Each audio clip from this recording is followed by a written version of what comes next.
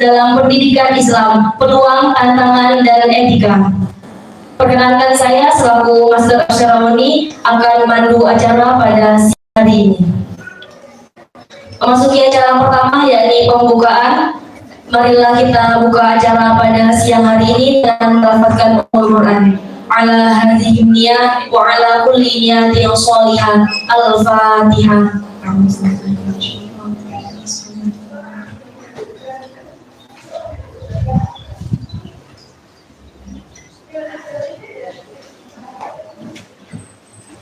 Amin amin ya rabbal alamin. Acara yang kedua yakni pembacaan ayat suci Al-Quran yang akan dilantunkan oleh saudari Zadani Haya Saada. Kepadanya kami persilahkan.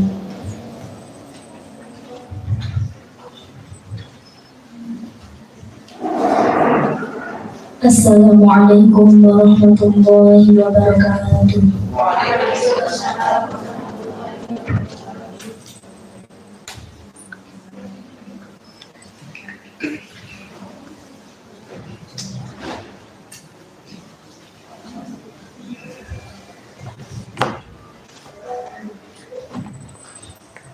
أعوذ بالله من الشيطان الرجيم.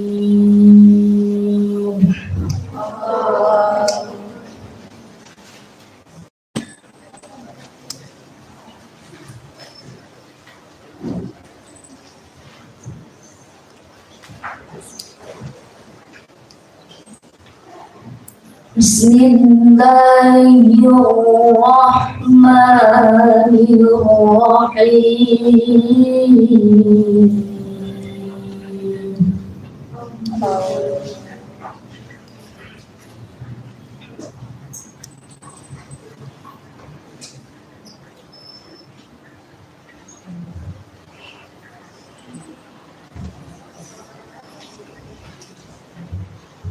Ya ayyuhan nasu u'budu rabbakum alladzi khalaqakum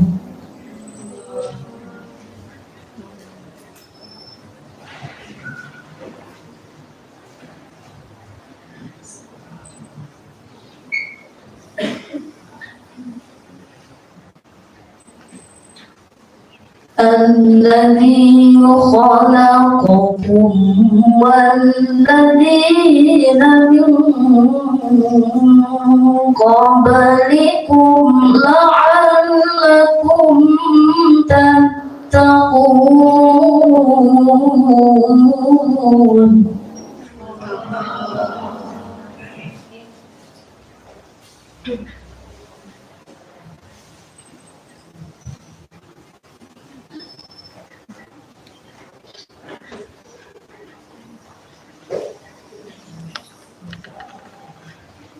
الذي جعل لكم الأرض فراشا والسماء بناء وأنزل من السماء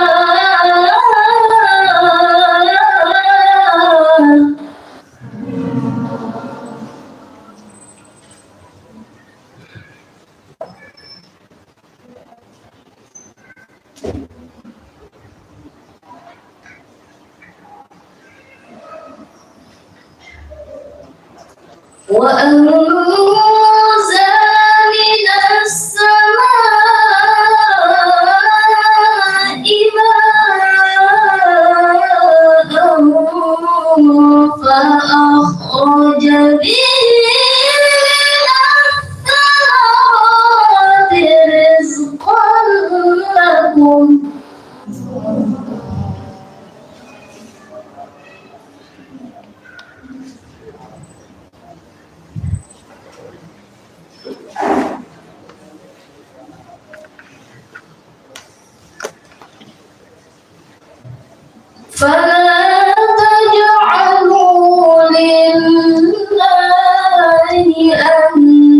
بادروا وأنتم تعلمون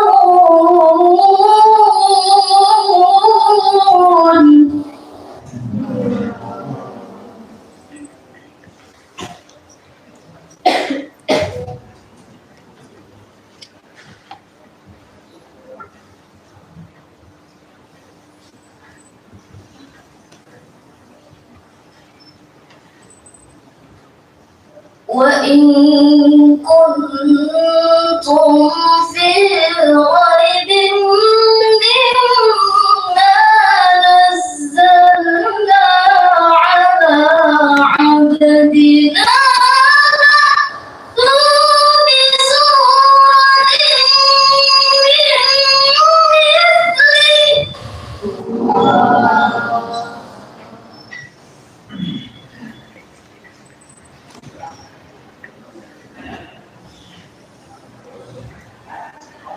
وادعوا شهداءكم من دون الله إن كنتم صادقين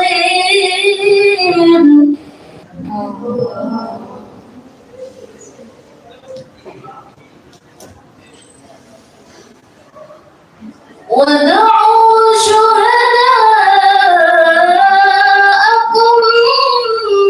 من دون الله إن كنتم صادقين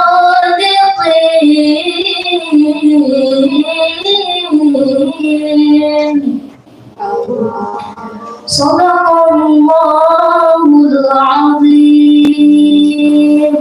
Assalamualaikum warahmatullahi wabarakatuh. Waalaikumsalam warahmatullahi wabarakatuh. Shadaqallahul azim. Semoga dengan dibacakan ayat suci Al-Quran tadi akan menambah keberkahan pada acara kita siang hari ini. Acara selanjutnya yakni menyanyikan lagu Indonesia Raya. Hadirin dimohon untuk berdiri.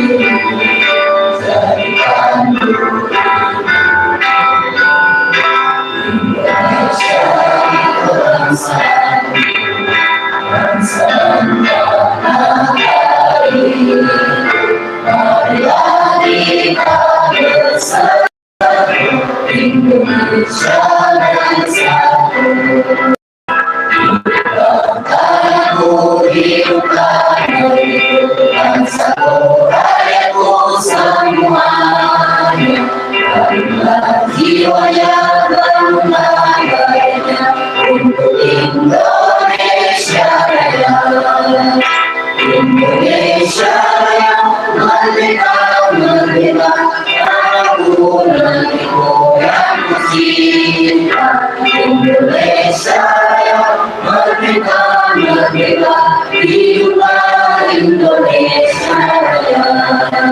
Indonesia yang merdeka, merdeka, aku lagi goyang cinta. Indonesia yang merdeka, merdeka, hiduplah Indonesia Raya. Hadirin dipersilahkan duduk kembali.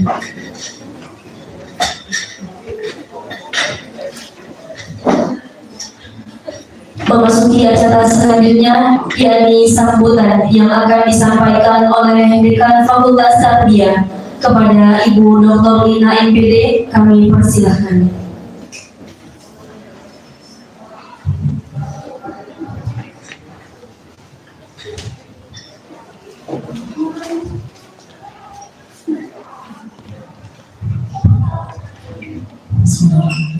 Assalamualaikum warahmatullahi wabarakatuh. Waalaikumsalam warahmatullahi wabarakatuh. Yang kami hormati Ketua Yayasan Al-Ma'had An-Nur Bapak Kiai Haji Muslim Nawawi, yang kami hormati Rektor Institut Ilmu Al-Quran An-Nur Yogyakarta Bapak Dr. Ahmad Sinabul Milah MA, yang kami hormati seluruh pengelola dan dosen di Fakultas Tarbiyah, dan yang sangat kita nantikan ilmunya pada hari ini, yang kami hormati adalah Profesor Dr. Sigit Purnama MPD dari Fakultas Ilmu Tarbiyah dan Keguruan UIN Sunan Kalijaga Yogyakarta, dan yang kami banggakan teman-teman mahasiswa semester 1 di Prodi PAI dan PGMI Fakultas Tarbiyah IGI An-Nur Yogyakarta.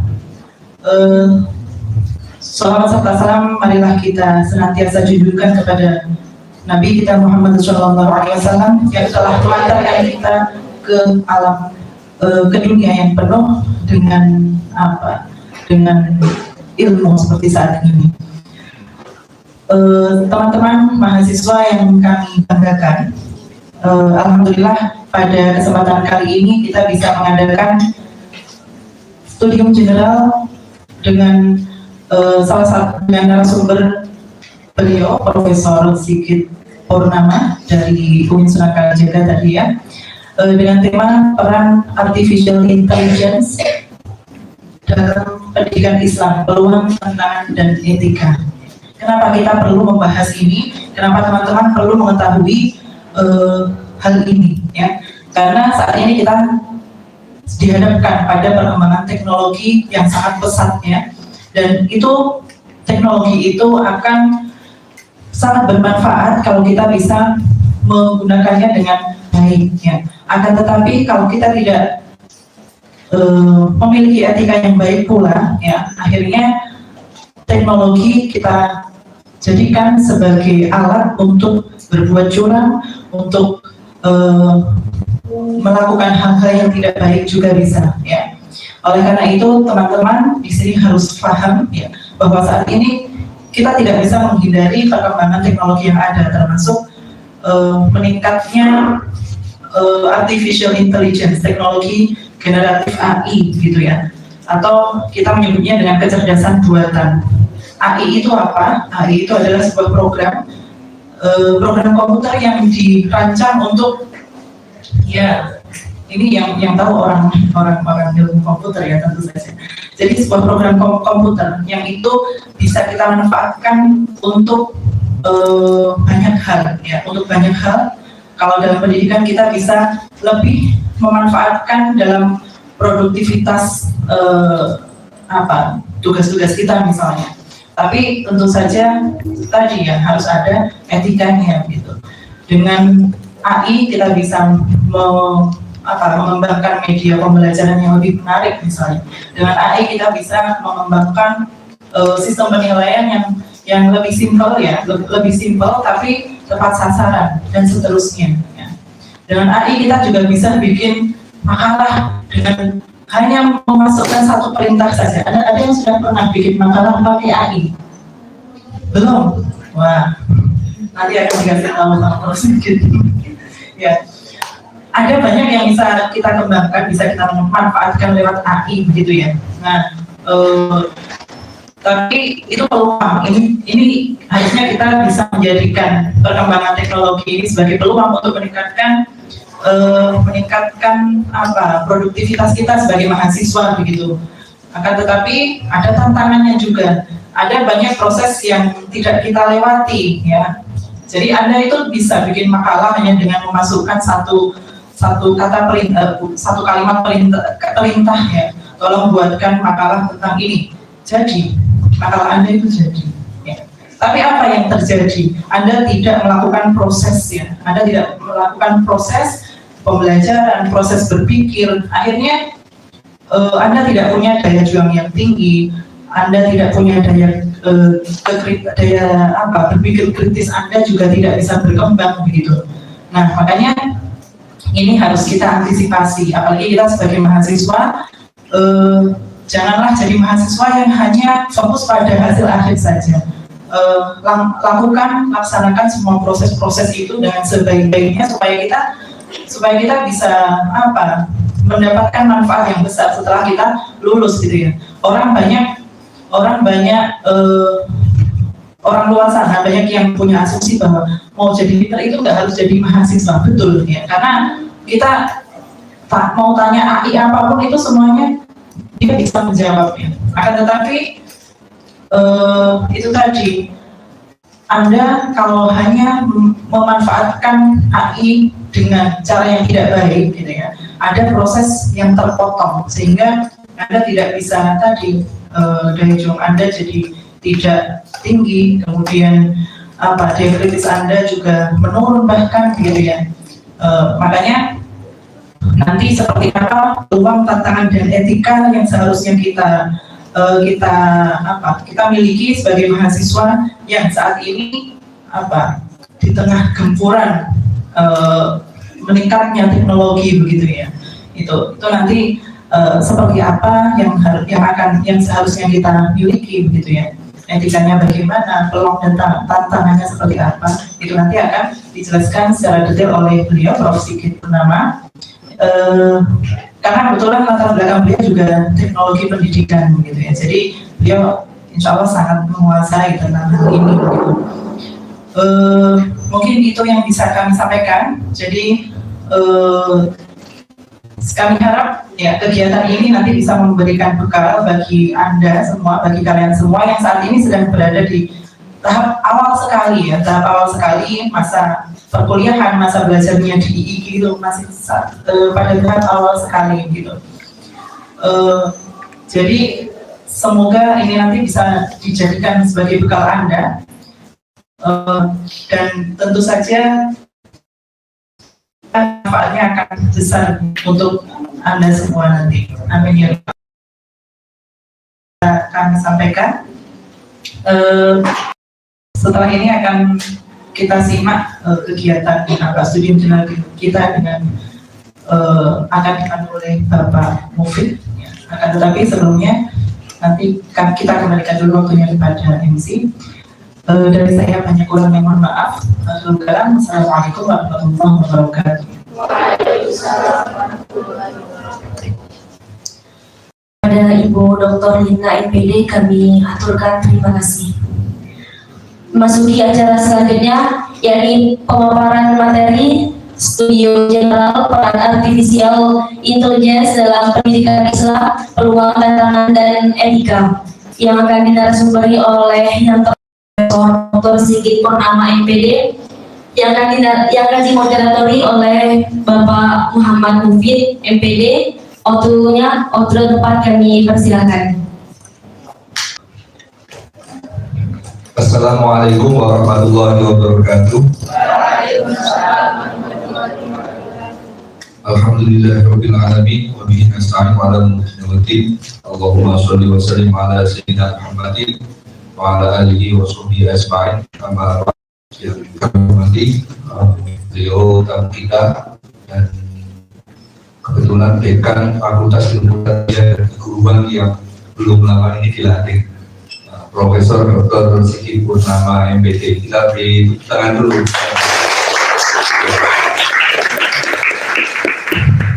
Di bulan lalu sebelumnya beliau dilantik menjadi dekan Fakultas Ilmu Tarbiyah dan Keguruan dari Jakarta. Yang kami hormati juga Fakultas Tarbiyah IIG Anur Yogyakarta, ibu kita semua, Ibu Dr. Lina MPD, yang selalu memberikan semangat untuk kita semuanya dalam menuntut ilmu. Teman-teman mahasiswa sekalian yang saya kira masih semangat-semangatnya ya untuk belajar kuliah, masih semangat kan? Masih. Alhamdulillah. Pada kesempatan kali ini alhamdulillah kita dapat berkumpul dan akan menyimak ilmu yang saya kira luar biasa dari Profesor Sigit tadi dengan tema peran artificial intelligence dalam pendidikan Islam, baik peluang, tantangan maupun etika. Sholawat dan salam selalu kita curahkan kepada baginda Nabi besar Muhammad SAW yang selalu kita nantikan syafaatnya di dunia ini hingga di akhirat. Sedikit tadi sudah disampaikan oleh Bu Dekan soal artificial intelligence.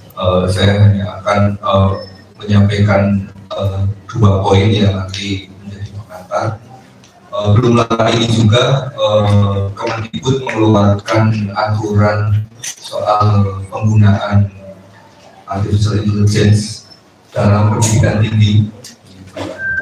Di sana juga apa yang boleh, apa yang nggak boleh di pendidikan tinggi kita. Karena nggak mungkin semua mahasiswa misalnya hanya menggunakan AI, kita dosen tahu mana yang menggunakan itu, mana yang enggak.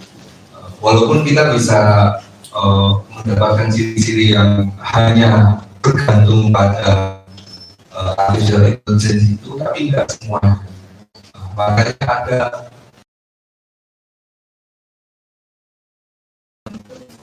kehidupan pendidikan ini, karena etika itu kan tidak tertulis, itu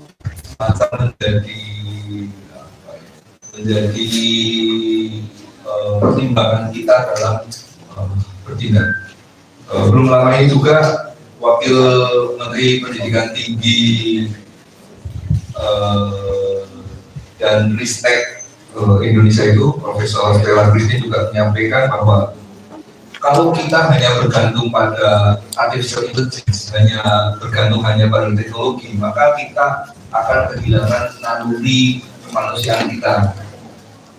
Sama seperti kehidupan kita yang kalau apa-apa bergantung pada teknologi, gitu kan, kapan kita akan menjadi manusia? Tapi kita bisa manfaatkan itu semua dalam ranahnya kita sebagai siswa untuk membantu menambah ilmu pengetahuan kita dengan berbagai cara sehingga kita mendapatkan kemudahan dalam belajar. Saya kira nanti kita banyak soal itu. Namun sebelum itu saya akan sampaikan profil dari kali ini. Beliau Profesor Dr. Fikri Purnama, SPDI IPD, alamat di Karangsari, Langgeran, Matuk, Gunung Kidul. Mungkin ada yang dari Gunung Kidul? Siapa tahu tenaganya Profesor Fikri.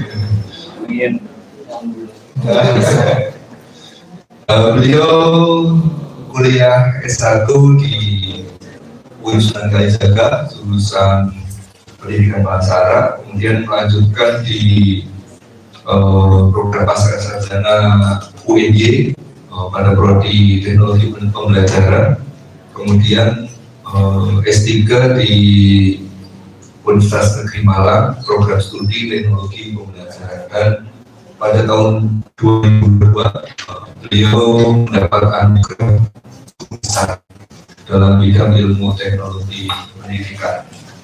Di usia yang masih sangat muda, waktu itu 43 tahun. Saya mencari tahu naskah pidato kelulusan. Jadi masih sangat muda, dan saya kira beliau bukan hanya kita tunggu ilmunya, tapi juga menginspirasi kita semua, gitu ya. Karena di samping beliau mengenyam pendidikan formal, beliau juga mondok di Pondok Pesantren Al-Rahmah Gunung Kidul, dan sekaligus berikutnya di Pondok Pesantren Nurul Ummah Kota Gede, Yogyakarta. Dan itu saya lihat lumayan lama juga nyantri di Nurul Ummah sampai dapat istri dari pondok tersebut. Itu bisa jadi motivasi jenengan itu. Nanti kalau bisa dapat pasangan dari program sini.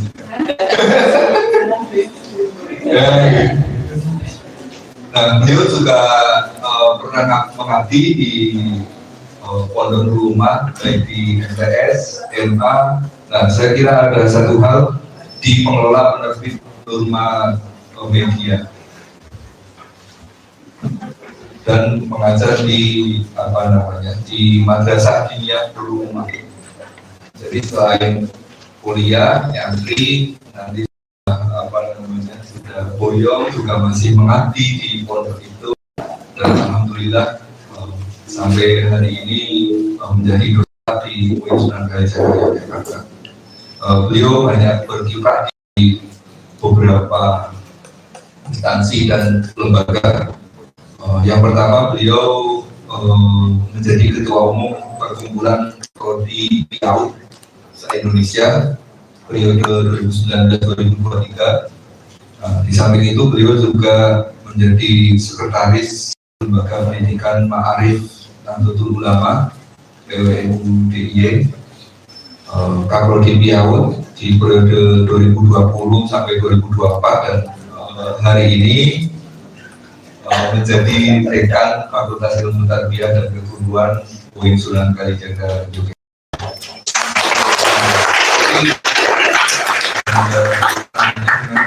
Beliau nanti alhamdulillah mau berbagi cerita ke kita semua dan ilmunya. Banyak sekali kegiatan, narasumber, seminar, workshop, pelatihan yang pernah beliau menjadi narasumber di itu. Di samping itu juga beliau aktif menulis. Silakan nanti kalau ke toko buku cari bukunya Prof. Sigit dan dibeli, ya. Atau kalau misalnya beli buku itu terbatas, nanti cari di Google Scholar beberapa artikel-artikel yang bisa di-download dari beliau, terutama naskah guru besar pidato guru besar beliau. Saya udah baca sedikit lagi.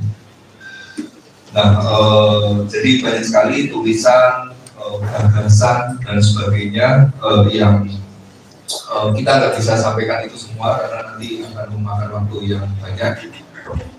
Oleh karena itu, untuk biar mempersingkat waktu, kita nanti dapat waktu banyak untuk mendengarkan beliau. Kita persilahkan kepada Profesor Dr. Sigit Purnama MPD untuk menyampaikan materi. Monggo.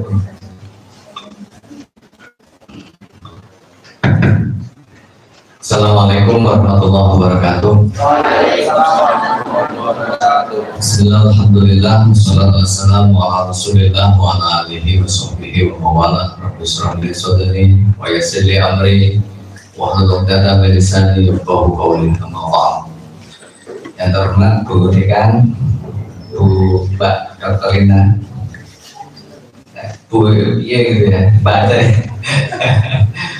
Pak Ufid sebagai moderator dan para mahasiswa, teman-teman semua Prodi PAI sama Prodi PGMI ya. Saya senang sekali hari ini Mbak Rina ya bisa soal panjenengan dan teman-teman semua gitu ya, walaupun juga mundur gitu ya. Ya, karena beberapa hal acara dan seterusnya, dan sekali lagi saya senang bisa bertemu dengan teman-teman semua para mahasiswa yang kok tanpa unyu-unyu Mbak, baru ya unyu-unyu ya satu ya. Ini mengingatkan masa lalu gitu ya, masa dulu gitu ya.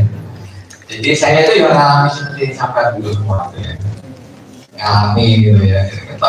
Lugu saya dulu Mbak lugu gitu ya, nggak punya masa depan gitu kan, nggak punya kemampuan gitu dan seterusnya. Jadi ya itulah tahapan-tahapan yang memang seharusnya kita lalui gitu ya. Saya sudah lama sekali melalui itu ya, jadi nggak usah diragukan gitu ya, pengalamanmu saat ini itu ya sudah lewat, sudah pernah kita lampaui lalui ya. Dan saat ini dan bahkan Anda semua saya kira lebih beruntung gitu ya, lebih beruntung ya di dalam pendidikan ya, dan pesantren dan seterusnya dibandingkan masa itu. Ketika itu pegangan aja susah gitu kan, HP-nya aja masih HP jadul gitu ya. Anda semua juga bawa HP ya? Nggak boleh ya? Oh nggak boleh, nggak boleh. Ya, puasa. Puasa. Tetapi kan bukan berarti itu membatasi. Bukan berarti membatasi. Karena saya kira ada fasilitas lain, perlengkapan lain yang bisa digunakan, manfaatkan, terutama di kampus gitu ya. Kalau di kampus buka komputer nggak boleh kan? Laptop boleh nggak? Nah, kalau laptop boleh berarti kan bisa gitu ya, bisa. Internet? Ready lah. Apalagi zaman waktu itu internet itu masih di warnet lah ya. Masih di warnet ya, HP nggak ada. Nah, kalau ke warnet itu harus jalan tuh, harus menempuh waktu perjalanan tertentu ya. Nah sekarang internet itu ada di mana-mana. Jadi Anda itu sesungguhnya berada pada masa yang memberikan sebuah kemudahan. Nah, tinggal bagaimana kita menghadapi perubahan-perubahan yang ada di sekitar kita. Ya jangan membandingkan kami dulu gitu ya. Ya kami itu hidupnya dulu, berkembangnya itu dulu. Tentu tanahnya berbeda, masalahnya itu berbeda. Kalau dulu itu masalah kita itu transportasi gitu ya, mau ke kampus itu harus bis, harus naik sepeda, harus ini itu gitu ya. Mau bikin prakala itu harus ke perpustakaan gitu kan, mau bikin buku gitu kan. Mau internet harus ke warnet, ya. Apa itu? Mau ngetik harus rental komputer gitu ya. Mau ngeprint itu harus itu menjadi tidak relevan. Itu sekarang kalau nggak promosi besar-besaran 50% nya itu nggak laku gitu ya. Fokus aja. Jadi tantangan kita dengan tantangan Anda semua itu berbeda. Tantangan orang tua Anda dulu dengan tantangan Anda sekarang itu berbeda. Maka kadang-kadang ya susah juga membandingkan. Tetapi yang pasti adalah bahwa generasi Anda sebelum Anda, orang tua mungkin Anda, dosen-dosen Anda mungkin ya, mereka berhasil mengatasi masalah mereka sendiri. Nah sekarang tantangan kita adalah apakah Anda semua mampu mengatasi tantanganmu sendiri dari ini, ya kan? Jadi jangan berharap hidup tanpa rintangan, jangan berharap hidup tanpa tantangan. Jangan berharap jadi mahasiswa enak gitu ya, mudah, gampang dan seterusnya. Nggak ada. Memang di surga. Surga memang ada kayak gitu Pak. Nggak tahu, saya belum pernah ke surga gitu. Yang pasti tidak ada yang maka pertama-tama yang ingin saya sampaikan adalah bahwa kita harus siap dan harus bisa mengatasi tantangan, mengatasi. Nah, sekarang ada perkembangan teknologi baru, dan baru sih, ya, relatif baru gitu ya. Yang ini bisa jadi tantangan, yang bisa jadi peluang, yang bisa jadi hambatan. Jadi satu objek ya, satu objek yang hadir, yang datang, yang ada, tapi memiliki banyak dimensi. Ini ya bisa menjadi peluang, bisa menjadi tantangan, bisa menjadi hambatan, jadi menjadi masalah. Ya masalah budikan ya, masalah yang jadi masalah dosennya gitu. Ini kan dia dosennya, masalahnya gak bakal pakai kiai semua ini. Masalah ini dosen sama budikan. Bagi mahasiswa apa itu? Peluang gitu kan? Wah sekarang kita nggak perlu repot-repot. bikin makalah. Gak perlu repot-repot untuk dan bikin. Gak perlu repot-repot ya bikin paper, bikin macam-macam gitu ya dengan AI itu. Peluang di satu sisi jadi hambatan, tantangan, di satu sisi jadi peluang. Ya kan? Anda menganggap AI itu peluang atau tantangan? Peluang. Iya kan? Peluang, wah ini peluang. Ya memang peluang. Gak bisa kita mengabaikan. Gak bisa kita menolak. Hanya menganggap AI itu adalah tantangan atau hambatan. Tidak. Mengapa? Ya, mengapa AI itu menjadi peluang? Ya karena banyak hal yang bisa mempermudah hidup kita dengan AI itu. Banyak pekerjaan-pekerjaan kita ya, yang bisa dilakukan oleh AI. Kontek gitu ya. Punya catatan, punya gitu ya. Ada foto masukkan AI, tolong ketikkan. Selesai tuh diketik. Ada mau bikin puisi gitu ya. Coba saya punya ide nih, ide puisi. Kan Anda coret-coret aja. Belum belum bawa HP, nggak punya HP. Kan coretan aja. Nah, coretan itu ada masukkan di AI, di chat box gitu ya. Itu dengan gampang dan mudah bisa dikembangkan menjadi satu puisi kan, satu cerpen kan, satu apa? Betapa mudahnya, betapa saya itu hambatan gitu. Memberi kemudahan gitu ya. Termasuk pekerjaan dosen gitu ya. Bayangkan kalau semua kita secara manual itu energi kita habis, waktu kita habis.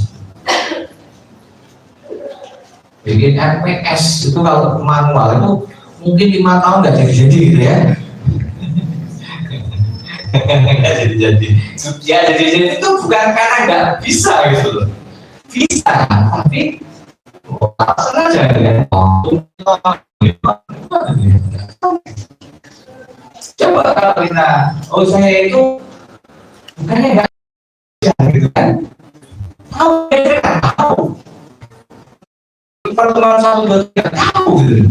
Tapi mewujudkan menjadi sebuah dokumen yang lengkap itu masalah itu bagi sebuah prodi ya, bahkan mungkin sebuah fakultas. Nah, kenapa kita nggak memanfaatkan ini? Mau nunggu dosennya mengumpulkan gitu ya? Ya kelamaan sudah mau diarah gitu ya.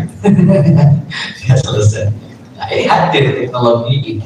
Teknologi yang mampu layaknya seperti manusia. Teknologi yang mampu melakukan sesuatu, apakah bertindak, berpikir ya, berpikir layaknya manusia. AI, teknologi yang mampu berpikir layaknya manusia. Kenapa begitu? Ya nanti dia bisa mengembangkan satu gagasan, satu ide, satu kata pun bahkan bisa dikembangkan.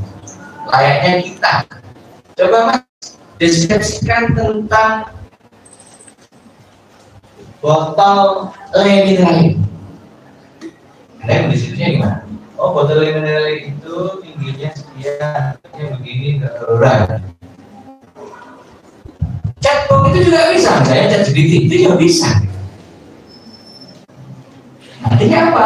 Dia bisa berpikir layaknya teknologi ya, teknologi yang mampu memikirkan sesuatu layaknya manusia ketika mereka berpikir. Mengapa bisa begitu? Mengapa teknologi ini bisa begitu? Karena teknologi ini mampu melakukan pemodelan. Bagaimana manusia memikirkan sesuatu itu dibikin model. Nah, yang dia modelnya itu manusia seluruh jagat raya. Banyak yang bisa dimodelkan, ya, sehingga ketika kita minta apapun itu bisa muncul. Karena apa? Karena basis datanya AI ini luar biasa. Dilawan hanya satu orang berpikir, ya percuma Anda melawan AI gitu kan, percuma, menghabiskan energi, menghabiskan tenaga. Kalau kita mau melawan AI, jelas kalau dia itu teknologi yang bisa dalam basis datanya itu, kamu tanya apa aja bisa menjawab. Karena basis datanya itu terhubung ke seluruh dunia. Itu teknologi AI. Dan nggak bisa kita tarik, nggak bisa kita abaikan, nggak bisa kita tolak, nggak bisa kita acuh. Makanya saya ikut kegiatan Bapenas gitu ya. Saat satu narasumber sudah mengatakan begitu. AI ini harus kita berdayakan. Jangan antipati dengan AI. Kalau ada antipati dengan AI, ada kan terus ya. Saya pun mau menggunakan pasti ketinggalan. Dibanding dengan dosen yang mau mendayagunakan teknologi ini. Demikian juga mahasiswa tuh. Ya, mahasiswa kalau pulau apa namanya, pulau atau hanya terima apa adanya gitu kan. Saya nggak mau itu, saya mau ke perpustakaan saja, jadi mau baca gitu. Ya oke, itu sih oke. Tapi kalau hanya itu aja, pasti kalah. Dari sisi waktu, dari sisi kelengkapan, komprehensinya, ya, dari sisi menyeluruhannya, holistiknya, ya, dari sisi apapun pasti kalah.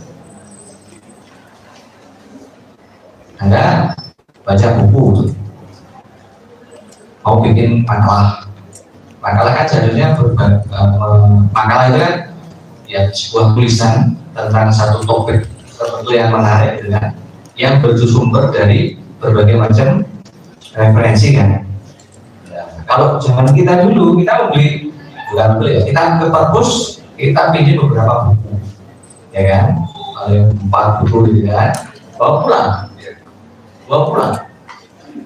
kita baca satu persatu, kita rangkai, kita tulis dalam bentuk makanan.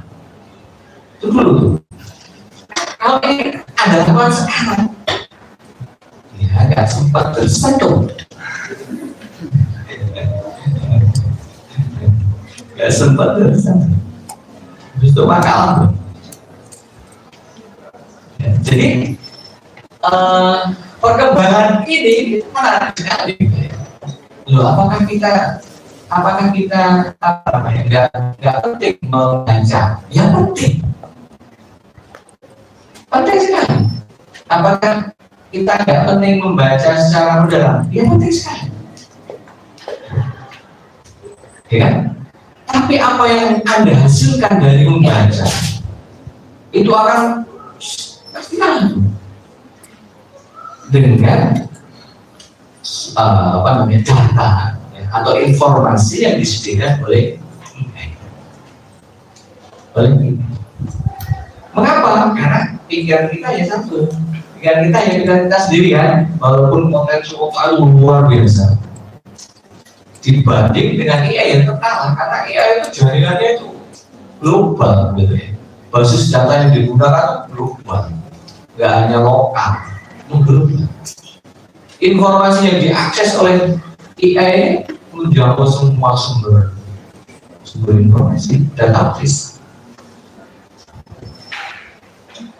Dibandingkan kita yang berpikir mandiri, ya. Dari sisi waktu jelas kalah, dari sisi tenaga kalah, dari sisi pikiran. Nah kalau kita nggak mau memakan itu, karena kita sekarang ini hidup berkompetisi, dan kita berkompetisi gitu ya, pas rapi huruf highlight gitu ya. Ya kita kelamaan untuk menghasilkan satu produk, satu inovasi, satu karya.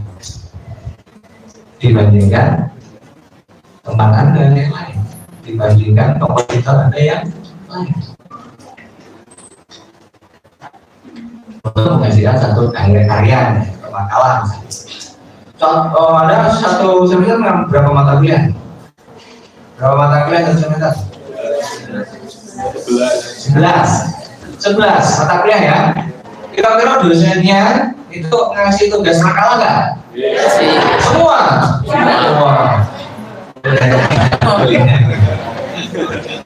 Yo 10 satu mata kuliah pasti bikin kali tugas. Jadi kan Anda harus membuat 10 makalah kan? Apalagi kalau yang terjadwal harus presentation gitu ya dalam mungkin 1 minggu atau 2 minggu bersamaan. Gimana itu?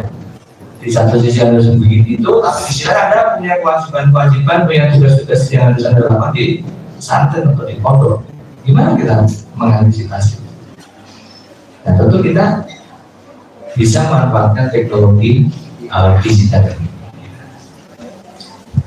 Oke, itu sebagai awalan ya. Nah, sekarang peluangnya apa sih AI ini? Ada AI sudah menggaruk deh, sudah ya? Belum, satu. Oh, sorry. Masih polos banget ya. Jadi tiap kali biasanya gelap gitu. Masa nggak pernah kenal apa namanya Gemini gitu? Karena ChatGPT pernah, tapi nggak intens menggunakan. Yang putra atau? Boleh apa bukan sih? Nggak boleh. Boleh. Ambil nih, yang ini mari kamu. Bisa aja sudah. Nah, ini kan free kan? Masa nggak kenal Gemini, nggak kenal ChatGPT, nggak kenal aplikasi yang chatbot ini? Kenal? Belum.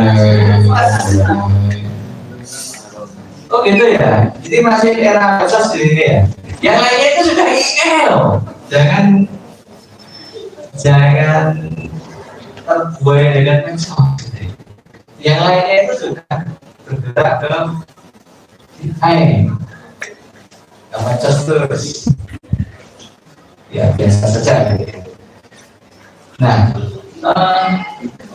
jadi sekarang ini kalau ada yang belum pernah dengar, belum pernah tahu, banyak sekali teknologi AI yang mampu melaksanakan, mampu menyerupai ya, sebagaimana manusia itu berpikir.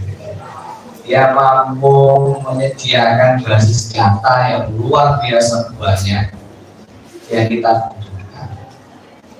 Termasuk tadi dicontohkan kita bikin makalah tentang apa misalnya ya, kalau ada PAI itu makalah tentang apa ya, kayak gitu ya, bikin yang pintar gitu ya, bikin pintar ya, jadi itu pintar, aksir pintar. Ya karena apa? Karena kita tahu bahwa kitab-kitab itu ya, buku-buku keislaman itu sekarang kan sudah banyak digital. Sudah banyak yang digital. Bahkan ada kalau apa itu ya, yang dulu CD atau DVD yang isinya foto busita ataupun apa, ya kan? Itu sudah digital. Nah kalau sudah digital itu pasti lo kenal, bisa diakses oleh teknologi AI. Artinya apa? AI itu bisa menjawab persoalan-persoalan atau masalah-masalah yang kita hadapi dalam konteks fikih, misalnya dalam konteks ibadah, dalam konteks Quran, dalam konteks tafsir. Ini peluang, kemudahan, gitu ya. Kemudahan, peluang, walaupun nanti ada tantangannya, peluang. Jadi Anda itu terus dimudahkan, diberikan data, informasi yang bisa itu sangat Anda butuhkan. untuk menyelesaikan apa? Menyelesaikan masalahmu. Masalahmu apa? Kalau orang lihat masalah ya paling bikin masalah, gitu kan, presentasi, gitu kan, tugas, menjalankan tugas, gitu kan, dan lain sebagainya. Kita bisa menyelesaikan masalah. Ini peluang loh ya, ini baru bagian peluang. Ya. Termasuk juga apa tadi? Ini ada berapa ini? Ada 5 gitu ya. Jadi yang itu saya sebut sebagai akses ke pengetahuan. Karena apa? Karena EA ini memang terkoneksi dengan basis data, dengan jaringan data. Kalau Anda ke perpustakaan ini ya aja tuh, bisa mengakses semua buku yang ada di situ misalnya. Tapi kalau Anda menggunakan EA, itu seluruh dunia bandingkan hanya dalam satu perpustakaan dibandingkan dengan basis data yang menyeluruh di seluruh dunia. Kira-kira apa namanya?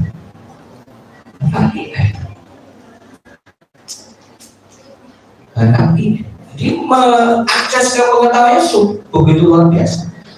Interaktif lagi. Yang kabar? Assalamualaikum. Nah, jawab. Gimana kabarmu? Baik. Bisa saya bantu gitu kan? Interaktif. Percakapan. Dan memang begitu. Karena dia memang manusia dalam dan kita manusia sederhana. Dia bisa melakukan sebagaimana dalam tanda kutip yang kita lakukan begitu. Oke, muncul besok, oke, pantun besok. Oh iya, rasanya coba buatkan pantun yang nuansanya saya sedang bla bla bla bla. Buatkan puisi yang menggambarkan kondisi hati saya sedang galau karena bla bla bla bla bla. Semakin banyaknya pemantik yang Anda berikan, itu mereka akan semakin bagus jawaban, semakin mendekati ibu. Cocok sekali ya dengan kondisi saya. Mengapa demikian? Karena dia sudah punya model tuh. Model yang dia kalau gini ya, yang dia serap dari berbagai macam kepala manusia, pikiran manusia. Dari mana tuh? Ya dari sumber-sumber digital yang tersebar luas.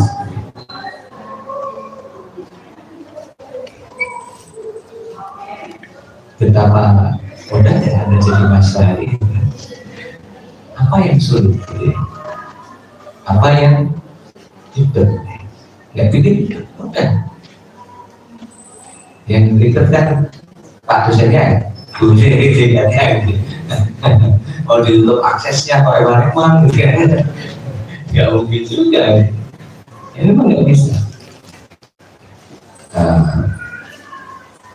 Nah sekarang banyak sekali platform-platform e-learning gitu kan, platform-platform digital yang terjaring secara apa itu memanfaatkan AI. Anda pernah Canva tahu Canva? Tahu. Itu sudah pakai AI, tidak pakai AI. Oh, seberapa sekali tahu gitu ya. Bikin apa yang ngedit foto terus ya? PT. Nah itu sudah terkonek atau tersambung atau sudah dikembangkan dengan basis AI. Nah itu memungkinkan sekali itu untuk pembelajaran, ya, untuk memudahkan kehidupan kita. Gambar aja, foto itu bisa dengan AI. Dengan AI. Anda mau ilustrasi apa, Anda mau background apa, mau bla bla bla itu AI. Anda mau nyanyi kayak nyanyi apa namanya? Nyanyi ada kan? Apa istilah nyanyi song gitu ya? Nyanyi lagu tertentu, lagunya siapa favoritmu? Apa? Bernadia. Nyanyi lagunya Bernadia, tapi karakternya itu karakter suara. Ketukannya yang pas gitu kan, dia enggak nggak bisa nafas gitu ya. Bagus gitu ya. Tapi ada karakter suaramu itu ada. Karena pernah kan dengan lagu yang Pak Prabowo nyanyi, maksudnya Pak Prabowo nyanyi mulai gitu ya. Jokowi misalnya ya, Jokowi nyanyi kan, tahu ya di YouTube atau di short YouTube itu ya. Itu AI semua. AI semua. Jadi kita menginput karakter suara kita, karakter suara gitu. Terus nanti dengan ya nggak tahu lah cara kerja itu. Ya jelas ada input, ada proses, ada output gitu. Secara keseluruhan ya proses kerja ini. Jadi Anda menginput dulu tuh karakter suaramu itu seperti apa. Misalnya tadi korenya tadi, oh ini begini. Suaramu ini agak basah atau agak apa gitu ya. Masukkan. Nah, nanti dikenali tuh suaramu tuh. Nah, setelah dikenali kemudian menyanyikan lagu tertentu. Nanti seperti ketika Pak Prabowo atau Pak Jokowi nyanyi di satu YouTube, suaranya seperti itu AI. Kalau Anda mau bikin konten digital gitu ya, konten kreator ya, apakah di sosmedmu, di IG atau di YouTube-mu gitu ya, itu sangat mudah terbantu. Anda bikin berita lah gitu ya. Berita, kalau ini ada mahasiswa yang menekuni jurnalistik atau di organisasi kemahasiswaan bikin berita ya. Anda cukup masukkan tuh rumus 5W-nya tuh apa kuliah umum, kapan 17 Oktober, di mana? Di ruang auditorium. Siapa saja yang ada di sini? Oh, di sini ada seperti ini, di sini ada pendidikan, diikuti mahasiswa 200 atau 100 mahasiswa PPMB dan PAI. Ya, bagaimana? Klik aja kan berita yang mungkin Anda bisa menambahkan buat bikinkan berita dengan data tadi dengan menggunakan gaya penulisan berita Kompas dan gaya penulisan berita Detik. Jadi kalau tidak kita manfaatkan, ya webnya nggak akan update. Orang mau menulis berita itu butuh skill tuh, ya kan? Butuh skill. Anda bikin tag, Anda bikin deskripsi terhadap konten-konten yang Anda bikin di sosial media atau di apa. Kalau ada asal-asalan, ya tidak bagus. Tapi dengan AI coba Anda upload fotonya ini, Anda bikin deskripsi yang menggambarkan foto ini, gambar ini, secara ringkas. Jadi itu kemudahan gitu ya. Saya kira itu sudah sudah kita ketahui di sana. Jadi kemudahannya seperti itu, dan itu sangat membantu. Ketika kita banyak tuntutan, banyak pekerjaan, banyak aktivitas, tapi di sisi lain waktu kita biaya kita terbatas, ya. Orang sumber daya yang diteliti terbatas. Saya mau berbudikan lalu, udah bisa oso yang kesuwen ya tinggal cukup keywordnya tadi 5W1 masuk aja. Bibitkan judul yang bagus, yang bagus. Menyelesaikan masalah kita di tengah keterbatasan yang kita miliki. Sama ya, saja. Itu data pokoknya, main data itu adalah data yang fix gitu. Saya memang benar-benar kita melakukan dengan sesuatu, kapan yang jelas, siapa-siapanya jelas, waktu yang jelas. Kenapa tidak? Ya kan? Kenapa tidak? Nah, sekarang kita berangkat ke tantangan secara keseluruhan ini ada 5 ya. Keterbatasan teknologi ya, mungkin sekarang masih puasa gitu kan ya, masih menahan untuk tidak terlalu dekat dengan teknologi yang wajar gitu ya, wajar aja. Ya, itu harus Anda pahami juga. Tapi bukan berarti menutup rapat, enggak kan? Karena ada kesempatan yang bisa digunakan ketika di kampus misalnya penting. Mungkin kalau ada sudah di kamar di pondok itu sudah tertutup, nggak bisa ngapa-ngapain. Tapi kalau di sini kan bisa Anda belajar gitu kan, Anda bisa memanfaatkan menggunakan teknologi AI ini untuk membantu mengatasi masalah-masalah yang kita hadapi, yang kita miliki. Nah, keterbatasan teknologi bisa jadi masalah kalau memang Anda berada di pedalaman sana ya nggak ada jaringan internet khususnya, ya kan? Tapi kalau masih di Jogja itu aman gitu ya, aman. Tersedia. Terus yang kedua ini yang perlu Anda pikirkan nih, ini yang perlu Anda pikirkan nih, tentang otoritas, resistensi budaya.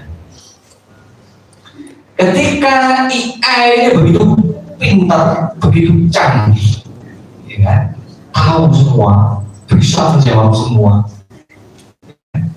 bisa mengatasi masalah yang kita miliki semua dengan jawaban-jawaban yang cukup memuaskan dan memuaskan gitu kan. Terus peran Pak Mufid apa? Otoritasnya bagaimana? Peran Bu Lina gimana? Apa yang diungkapkan, apa yang disampaikan, apa yang diberikan Pak Mufid kira Anda percaya mana Pak? Percaya Pak Mufid atau percaya ya? Hah? Percaya Bu Lina atau percaya iya? Ini problem di otoritas, resistensi budaya. Tapi kalau guru atau dosen itu mentang-mentang itu juga nggak bisa juga ya, masih kalah gitu. Kan? Untung kita itu masih punya doa gitu ya, masih bisa mendoakan gitu ya. Kalau enggak, waduh kita sudah sudah tahu banyak kelak. Jadi otoritinya menjadi dilema atau ditantangan bagi kaum ilmuwan gitu ya, kaum ilmuwan gitu ya. Apakah mereka masih dianggap otoritatif atau tidak? Ketika ide ini berkembang begitu canggih, begitu otoritas itu ya kaitannya dengan ini.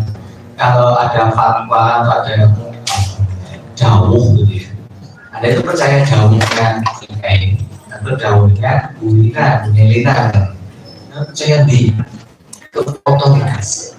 Nah kalau dari sekian ini ternyata masih banyak yang percaya Bu Lina, ya berarti IE ini di dalam konteks ini ya masih belum dianggap gitu ya. Tapi kalau sekian banyak ini lebih banyak mayoritas yang wah ini lebih percaya ini, berarti Bu Lina otoritasnya itu menurun gitu ya, menurun.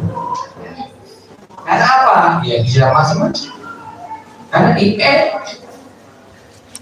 memudahkan hidup saya. IE bisa menyelesaikan semua masalah saya. IE bisa menjawab semua soal yang saya ajukan. Bu Lina Pak, kalau ditanya itu nggak langsung jawab. Pak Mufid kalau dijawab nanyain sekarang jawabnya besok, ya telat gitu kan? Ya kan? Lama-lama ya.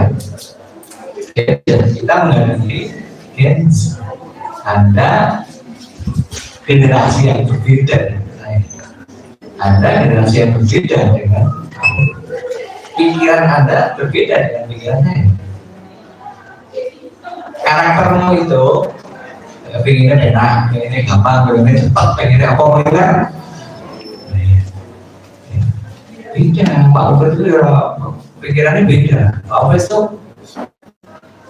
nggak kayak kamu, nggak pengen cepat dulu, nggak aku betul dipikir dulu, dibawa dulu ya. Ya kamu kan bagus ya pikiran lo. Nah kita hari ini menghadapi Kenzi yang karakternya berbeda.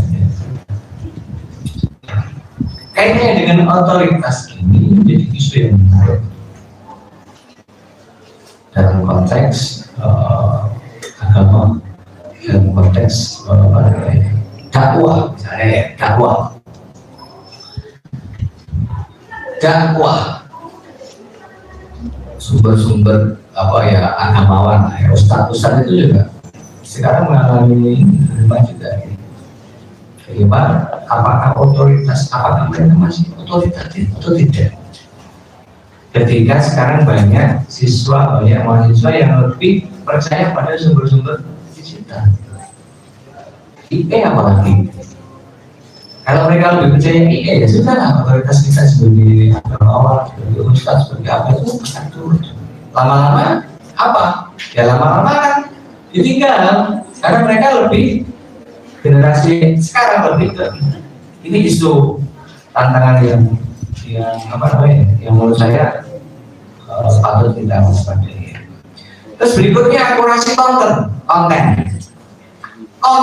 ini kira akurat apa enggak? Ini masih menjadi tantangan ya. Jadi IE memberikan kemudahan, IE memberikan kecepatan yang Anda harapkan gitu ya. Tanya ini langsung jawab kayaknya iya. Tetapi isunya, tantangannya adalah apakah yang mereka jawaban yang mereka berikan, informasi yang mereka berikan, materi yang mereka berikan itu akurat atau tidak? Ditanyakan. Maka etiknya nanti gitu ya, kita harus mencari sumber kedua, harus membandingkan, harus menganalisis antara data atau informasi yang diberikan AI dengan sumber yang lain. Nah itu akurasi data. Jadi Anda ya sekarang mungkin sudah ada yang kenal dengan IE, bahkan ada yang sudah menggunakan IE, kan gampang banget tuh. Tantanganmu adalah jangan kemudian terus percaya dengan informasi atau data yang diberikan IE. Mengapa? Karena akurasi konten di IE itu masih di dalam tanda kutip masih ada keraguan di dalamnya. Walaupun sepanjang mungkin sejauh yang Anda kenali, benar, ya.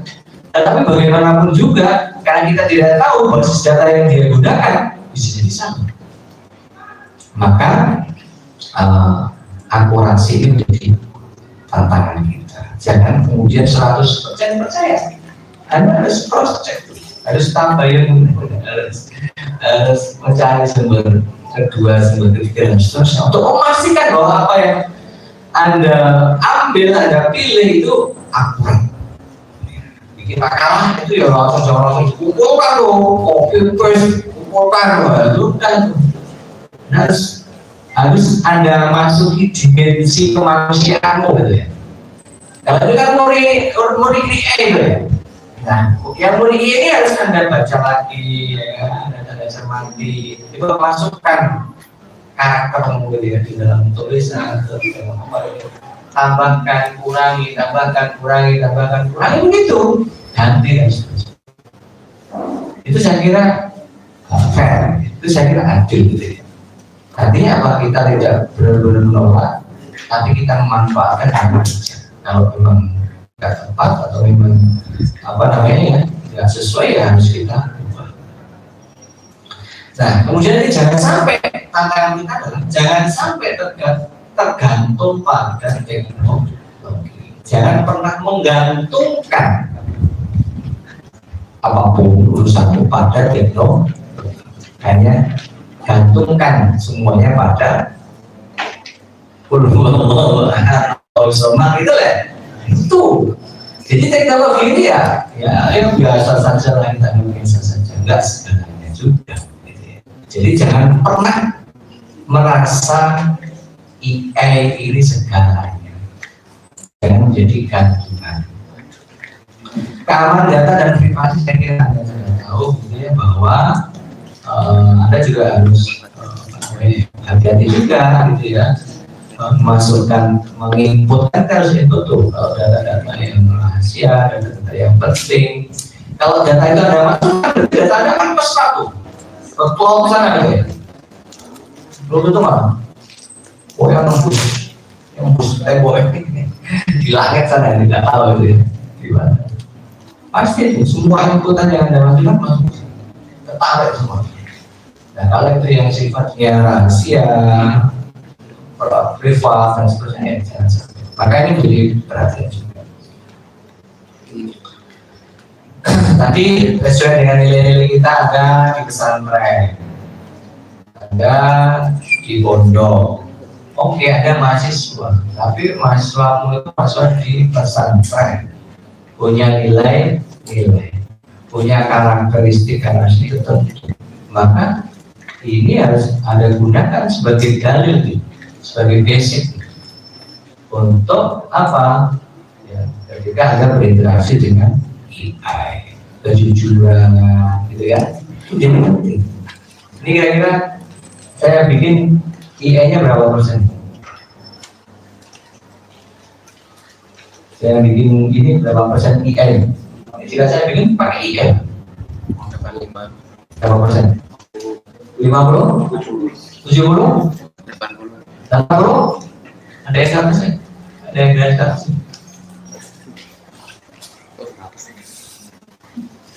Hah? Gak ada. Ini mungkin bisa 80-90. Kalau ada baca gimana? Ada kok. Bukan sesuatu yang baru. Mau diputar kemana-mana ya ini kan mungkin gitu ya. Jadi banyak. Kenapa kita? Oh itu pengetahuan. Cuma saya hilangkan ya nggak penting-penting, ya saya sortir, saya ambil poinnya, ya kan? Yang kira-kira bisa diterima yang mana, kayak gitu seperti itu. Apalagi ini kan bukan paper ya, bukan akalan, bukan apa-apa. Dengan poin-poinnya aja. Jadi nilai-nilai kita jangan sampai hilang juga. Terus otonomi dan tanggung jawab tadi tanggung jawab Anda juga apapun kalau ini Anda kasih namamu ya, itu berarti jadi tanggung jawab bukan? Maka Anda bertanggung jawab terisi. Misalnya Anda bikin makalah, presentasi, sudah pakai ini. Nah ketika itu sudah Anda kasih nama, ya jadi tanggung jawab bukan? Anda harus bisa menjelaskan. Anda harus bisa bertanggung jawabkan. Oh, saya belum baca, salahmu belum baca. Oh, saya nggak paham. Salahmu nggak nanya chat IE lagi, gitu. Ini maksudnya apa? Coba kita tulisannya lebih, gitu kan? Gitu. Otonomi, transparan, ya transparan. Ada buka saja. Ada buka. Ada apa nih? Bahwa sesuatu output ini itu bukan karya dan sesuatu aslinya. Anda juga nggak bisa juga mengklaim secara produktif. Oh, ini saya dapatkan dari coba kalau nanti dapat output dari katakanlah AI gitu ya, Anda harus menelusuri referensinya mana, harus mengakses juga. Oh ini saya ambil dari jurnal A, oh ini saya ambil dari buku A. Anda harus menelusuri. Itu bagian dari transparansi, bagian dari otonomi, tanggung jawab dan seterusnya. Termasuk fatwa dan keputusan hukum itu juga bisa bikin. AI itu bisa bikin fatwa. Kalau nggak percaya, chat pokoknya berikan saya fatwa tentang miras, bisa berfatwa. Nah ini lama-lama kalau ada masalah baru, terus ada yang tahu fatwanya itu siapa, ada tanya pada ChatGPT itu mana fatwa gitu ya. Jadi lagi-lagi terkait dengan otoritas tadi. Jadi itu secara etik seperti itu ya. Jadi penting bagi kita secara etika harus tetap mengedepankan etikanya sebagai orang Islam yang punya basis pesantren, pondok dan seterusnya yang tentu memiliki kekhasan. Itu harus terus dipertahankan tuh untuk dalam menggunakan AI ini, termasuk tanggung jawab. Anda harus bertanggung jawab terhadap apa yang sudah Anda klaim ya, sudah ada nama yang itu dari AI atau dari mana, dan punya tanggung jawab. Kalau Anda menerima ini berarti itu sudah kita transparan, terbuka, terus itu adalah bagian dari etika kita menggunakan AI. Jadi sebagai kesimpulan cukup ya. Sebagai kesimpulan saya berpendapat bahwa AI ini dia akan mempermudah hidup kita, akan memperingan pekerjaan kita, akan memperingan masalah kita, ya kan? Tetapi kita tidak bisa juga menggantungkan sepenuhnya pada AI. Kita harus menggunakan dimensi kemanusiaan kita, ya, atas apa yang jadi output AI. Ya. Kita tidak bisa antipati pada AI, tapi kita harus ya mungkin bahasa agak moderat lah ya, gitu, tapi tentu dalam batas tertentu kita masih punya nilai-nilai yang harus kita gunakan untuk itu. Saya kira itu sebagai kesimpulan. Mohon maaf Pak Covid, Bu Dekan, gitu ya, nggak bisa lama-lama beberapa hal itu, dan apa yang saya sampaikan itu sesungguhnya bukan sesuatu yang baru, ya, bukan sesuatu yang luar biasa, ya. Jadi Anda bisa jawab sendiri, Anda bisa bertanya apa peluang ini, bisa juga. Apa tantangan AI? Apa etik AI? Bisa baca sendiri. Mbak Rina aja yang menginsight di sini gitu kan. Jadi itu. Jadi Anda itu sekarang banyak dipermudah teknologi, maka harus bisa menggunakan dengan maksimal gitu ya untuk Anda berprestasi. Jadi nggak ada halangan, nggak ada rintangan lagi bagi kita semua untuk maju, untuk unggul, untuk berprestasi, untuk dan sebagainya. Terima kasih. Mohon maaf. Assalamualaikum warahmatullahi wabarakatuh. Terima dulu.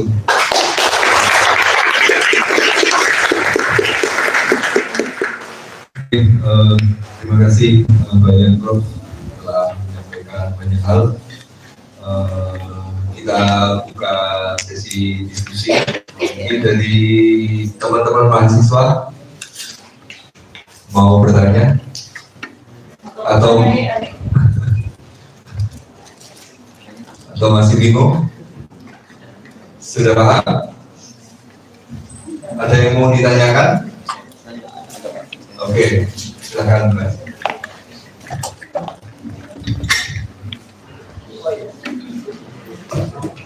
Bismillahirrahmanirrahim. Izin bertanya Prof. Ya, ada banyak manfaat dan juga sebaliknya. Jadi, bagaimana cara menerapkan kepada diri kita membatasi AI agar tidak ketergantungan terhadap AI? Sekian.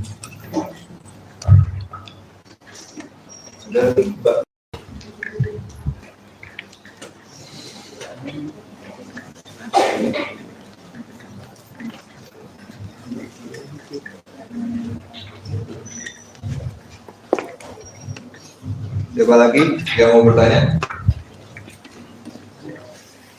Mbak.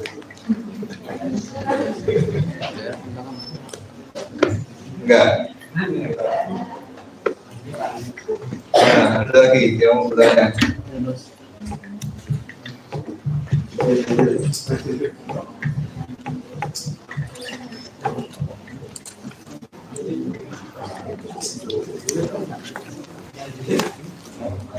Masih malu-malu atau masih terlalu polos?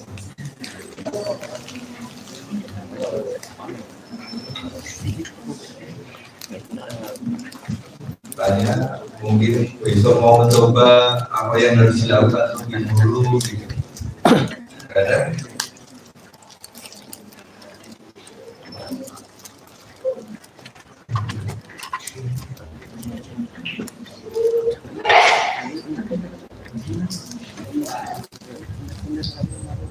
Gimana?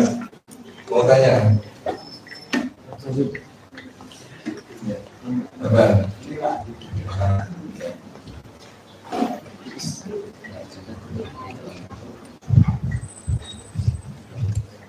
Bismillahirrahmanirrahim. Izin bertanya, kalau dalam Canva kan ada yang pro, ada yang biasa itu kan. Kalau Canva kan ada yang bayar, ada yang enggak. Jadi kalau di IE itu bagaimana sistemnya itu? Ya, apakah ada yang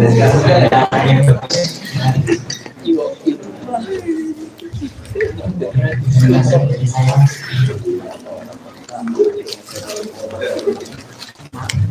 Dari Basma minimal 1. Yang berlebar.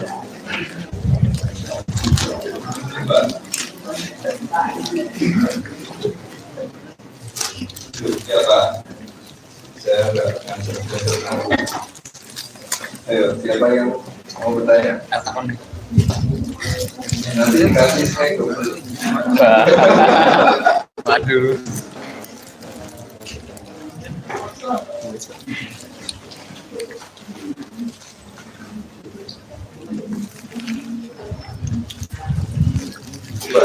Mau tanya?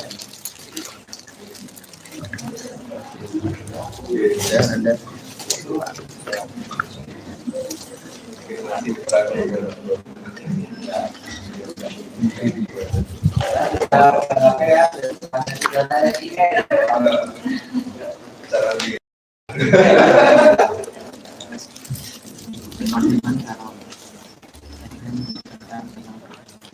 Tadi ya, dari Mas siapa tadi? Anim. Arsim. Bertanya Cara membatasi kita agar tidak iya. ketergantungan. Oke, tapi biar nggak ketergantungan. Ya kan kita punya nilai-nilai gitu ya sudah apa ya nilai-nilai besar kita itu apa biar tidak berlebihan. Soalnya ada kan ngaji kan, ngaji itu kalau minum ya jangan berlebihan, makan ya tidak berlebihan ya. Dan kita sudah punya apa namanya, sudah punya dalil, sudah punya nilai-nilai yang sehingga semua hal itu kalau berlebihan itu ya sudah tidak baik. Menggunakan HP, menggunakan apapun kendaraan macam-macam yang berlebihan ya kalau tidak baik. Selalu tidak, bagian cukupnya saja. Makanya tadi pandangan kita, perspektif kita terhadap AI itu jangan dibandingkan pandangan Anda, iman Anda pada Tuhan. Kalau Tuhan itu kan mutlak. Tapi kalau AI itu nggak bisa kita bergantung sepenuhnya. Ketika Anda meyakini itu, tentu saja Anda seharusnya tidak terlalu bergantung pada itu. Karena AI itu ya bagaimanapun juga kan itu dari sisi dari sisi dari sisi agama atau dari sisi nilai gitu ya. Bagaimana kita bisa tidak mengalami ketergantungan, karena jelas secara agama itu tidak boleh, dilarang kita berlebih. Ketika kita tidak berlebihan, maka seharusnya kita tidak bergantung bisa berlebihan pada aspek itu. Anda harus kembali ke itu. Anda harus kembali ke kesadaran itu bahwa kita ini dalam hidup ini agak boleh berlebihan. Kalau Anda berlebihan, pasti ada hal negatif termasuk ketika kita menggunakan ini. Kalau Anda berlebihan, ketergantungan masih ada tergantung. Kalau Anda ketergantungan, maka nilai manusiamu itu nggak akan muncul pada karakter, pada output, pada karya-karya yang dihasilkan oleh ini. Jadi itu oke, tapi kita unsur manusiawi itu, humannya itu harus kita hadirkan juga ketika kita menggunakan ini. Saya kira itu. sebelahkan dengan keyakinan kita bahwa itu bukan tempat bergantung, maka Anda nggak seharusnya berlebihan di dalam menggunakan, malah wajar, biasa saja. Itu. Saya kira kalau dalam konteks perguruan tinggi atau dengan konteks politik berarti ada batasan-batasan tertentu itu yang mengerem kita untuk tidak bergantung pada misalnya harus itu harus diuji untuk maintain nanti IAI-nya berapa ya, dalam rangka Anda biar tidak mengalami ketergantungan. Sehingga Anda harus mengingat itu bahwa itu iya membantu tapi bukan sekarang. Itu ya Mas ya. Dia biasa saja. IAI itu walaupun sekarang di pagi di seminar pagi sedang kumpul Anda aja biasa saja. Oh itu bukan sekarang. Terus tadi yang kantor itu saya juga agak terlalu Mas. Ya hanya pemakai aja lah ya. Tapi saya pakainya yang pro gitu ya, yang bayar kan ada. IE juga ada, cuman mungkin IE-nya terbatas gitu ya, akses beda kan ya. Jadi yang bergratis pun bisa, chatbot yang ada saya bisa menjawab, tapi mungkin dari sisi keakuratannya, dari sisi kualitasnya, dari sisi output yang bisa kita dapatkan dan seterusnya itu akan berbeda. Saya kira itu yang membedakan gitu ya. Jadi kalau sudah kaitannya dengan teknologi dan menjadi barang bisnis gitu ya, itu ya selalu begitu. Ada yang free, ada yang premium, ada yang ini ya. Kalau Anda menggunakan yang free ya tentu banyak kelemahan atau banyak kekurangan. Kalau Anda menggunakan premium ya itu akan bisa lebih baik dan seterusnya. Fasilitas lah kayak kita naik bis AC atau bis biasa ya tentu berbeda gitu ya. Anda makan nggak bisa diteruskan ya, saya kira itu cukup ya. Cukup ya, Mbak. Selesai. Oke, jadi begitu ya teman-teman semua. Segala hal yang ada di hadapan kita itu bisa kita gunakan, bisa kita manfaatkan. Tapi kalau kita ketergantungan, ya berarti kita terlena dengan apa yang ada di sekitar kita. Sama aja misalnya adanya sosial media, handphone, apalagi sekarang di laptop bisa dipasang WA gitu. Jadi pondok itu nggak boleh bawa HP, ternyata di laptop itu bisa WA-an tiap hari main. Makanya di kampus sekarang bisa WA-an di Instagram gitu. Tapi kalau kita itu terlena dengan semua itu, kapan kita ngaji, belajar gitu kan. Setiap hari kita scroll TikTok apa gitu kan. Apa sekarang yang lagi ramai di TikTok? Yang FYP apa sekarang? Oh ya juga. Very trust. Jadi AI juga seperti itu. Kita bisa manfaatkan itu semaksimal mungkin, tetapi kita nggak boleh bergantung pada itu semua. Apalagi orang pesantren yang kita masih punya ikatan batin antara kita sebagai seorang murid dengan guru kita. Kalau dengan AI kan kita nggak punya ikatan batin kan, walaupun ilmunya sama, bisa jadi sama. Jadi itu teman-teman, mudah-mudahan nanti kita bisa memanfaatkan itu gitu kan, untuk belajar, untuk menambah ilmu pengetahuan gitu. Tapi bukan dalam rangka karena kita malas, ya kan? Karena kita semangat belajar gitu. Jadi tanya terus nanti tadi cross check, biar kita bisa tahu perbedaan posisi kita di mana. Apalagi di dalam Islam itu kan banyak sekali perbedaan pendapat. Kita bisa memanfaatkan itu semua. Oke, terima kasih atas waktunya Prof untuk berbagi di Ikianur. Mudah-mudahan depan kita coba kembali ilmu mungkin dengan pertanyaan yang lebih banyak lagi. Mungkin sebenarnya cuma pengen tanyakan aja.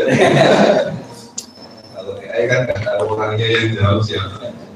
Oh ini pikiran siapa gitu. Oke, mungkin itu mudah-mudahan bermanfaat untuk kita semua pada sore hari ini.